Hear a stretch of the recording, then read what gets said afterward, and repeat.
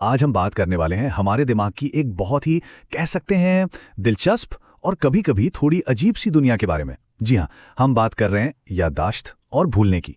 तो चलिए इस गुत्थी को सुलझाने की कोशिश करते हैं। ये एक ऐसा अनुभव है जो हम सब ने कभी ना कभी महसूस किया है ना। ये याददाश्त का एक अजीब सा विरोधाभास है। तो आइए इस सफर पर चलते हैं और समझते हैं कि कोई याद आखिर बनती कैसे है, हमारे दिमाग में रहती कहाँ है और कभी-कभी अचानक गायब क्यों हो जाती है। तो सबसे पहले ये समझना जरूरी है कि मेमोरी यानी याददाश्त कोई एक अकेली चीज नहीं है। ये असल में एक पूरी मानसिक प्रक्रिया है।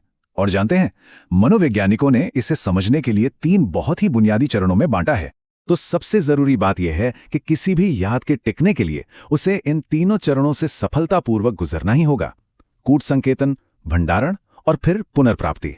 तो चलिए सबसे पहले बात करते हैं कूट संकेतन या इनकोडिंग की। इसको ऐसे समझिए, ये वो पहला स्टेप है जहां हमारा दिमाग हमारे आसपास की जानकारी, मतलब जो कुछ भी हम देखते हैं, सुनते हैं, महसूस करते हैं, उसे एक तरह से ट्रांसलेट करता है एक ऐसी भाषा में जिसे वो समझ सके और आगे के लिए फाइल कर सके। इनकोडिंग के बाद क्या होता है? जानकारी जाती है स्टोरेज में यानी भंडारण में। अब यहां पर भी एक मजेदार बात है।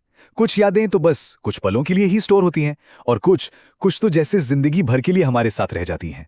और फिर आता है आखिरी स्टेप, रिट्रीवल यानी पुनर्प्राप्ति। ये वो पल है जब हम उस स्टोर की हुई जानकारी को वापस बाहर निकालते हैं, बिल्कुल वैसे ही जैसे जरूरत पड़ने पर हम एक बहुत बड़ी फाइलिंग कैबिनेट में से सही फाइल ढूंढ कर निकालते हैं। तो सवाल ये उठता है कि ये पूरी प्रक्रिया असल में काम कैसे करती है।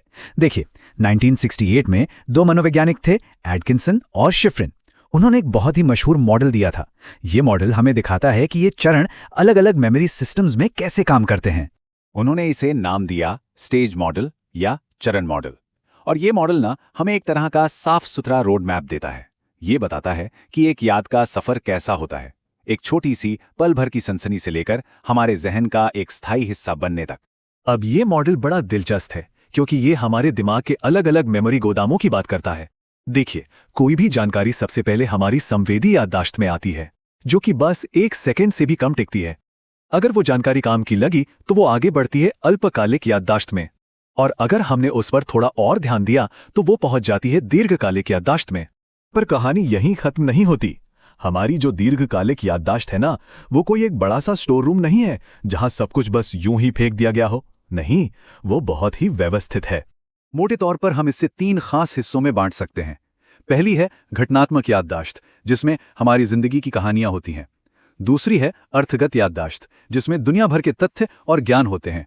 और तीसरी है प्रक्रियात्मक याददाश्त, जिसमें हमारे सीखे हुए कौशल होते हैं। तो घटनात्मक यादें क्या हैं? ये हमारी व्यक्तिगत जीवन कहानियां हैं, जैसे स्कूल का पहला दिन, कोई यादगार जन्मदिन या कोई भी ऐसी घटना जिसने हम पर गहरी छाप छोड़ी हो। ये हमारी अपनी निजी कहानियां हैं। फिर आती हैं अर्थगत याददाश्त। इसे अपना मानसिक विश्वकोश समझ सकते हैं। इसमें वो सारी जानकारी, वो सारे तथ्य और सामान्य ज्ञान है जो हमने वक्त के साथ इकट्ठा किए हैं। और आखिर में है प्रक्रियात्मक याददाश्त। ये हमारी मांसपेशियों की याददाश्त है। ये हमारे दिमाग में वो कैसे करें वाली गाइड है जो बताती है कि कोई काम कैसे करना है, जैसे साइकिल चलाना या चाय बनाना। और अक्सर अभ्यास के साथ ये चीजें इतनी स्वचालित हो जाती हैं कि हम इनके बारे में सोचते भी नहीं। लेकिन जाहिर है हमारी याददाश्त एकदम सही नहीं होती, हम सब भूलते हैं। तो सवाल यह है कि हम भूलते क्यों हैं? चलिए अब उन सिद्धांतों पर नजर डालते हैं जो बताती हैं कि हमारा ये पुनर्प्राप्ति सिस्टम कभी-कभी फेल क्यों हो जाता है। एक बहुत ही जाने माने शोधकर्ता थे, हरमन एबिंगहाउस। उन्होंने अपनी रिसर्च, जिसे भूलने की अवस्था कहते हैं, उससे एक बड़ी चौंकाने वाली बात पता लगाई। वो ये कि हम सबसे ज्यादा और सबसे तेजी से कोई भी चीज सीखने के ठीक बाद भूलते हैं। तो ये जो भूलने की प्रक्रिया है, इसके लिए वैज्ञानिकों के पास 4 मुख्य स्पष्टीकरण हैं। इसमें कुछ तो सीधी सादी बातें हैं, जैसे समय के साथ यादों का धुंधला पड़ जाना, और कुछ थोड़ी जटिल हैं, जैसे कि दूसरी यादों का बीच में आ जाना। इनमें से एक बड़ा कारण है हस्तक्षेप। ये भी 2 तरह का होता है। पहला है अग्रगामी हस्तक्षेप। ये तब होता है जब पुरानी यादें नई जानकारी को याद रखने में दिक्कत पैदा करती हैं। इसका सबसे अच्छा उदाहरण है जब हम पासवर्ड बदलने के बाद भी बार बार पुराना वाला ही टाइप करते रहते हैं। और दूसरा है पश्चगामी हस्तक्षेप। इसमें ठीक उल्टा होता है। नई जानकारी पुरानी यादों को याद करने में मुश्किल पैदा करती है, जैसे नया फोन नंबर याद करने के बाद पुराना वाला याद ही नहीं आता। कभी कभी ऐसा भी होता है कि याददाश्त मिटती नहीं है, बस कहीं खो जाती है।